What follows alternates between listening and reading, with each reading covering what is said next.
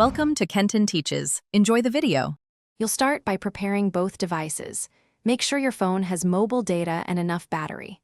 On the phone, enable the mobile hotspot or personal hotspot feature. This creates a Wi-Fi network your desktop can join.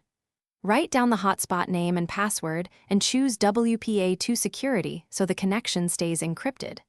Once done, keep the hotspot screen visible or set it to not sleep briefly. That prevents accidental disconnects while you move to your desktop to complete the connection.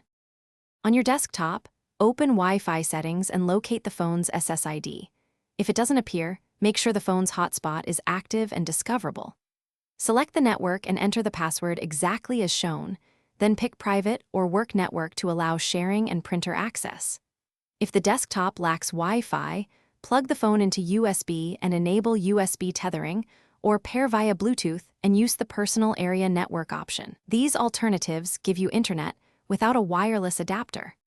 Once connected, confirm internet access by loading a web page and checking the network details for an assigned IP.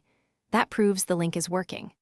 If speed is poor, move the phone close background apps using data, or switch the hotspot band to 5 GHz for less interference if both devices support it. If you lose connection, reboot the phone and desktop, toggle the hotspot off and on, update wireless drivers, or try connecting a different device to isolate whether the phone or desktop is the issue.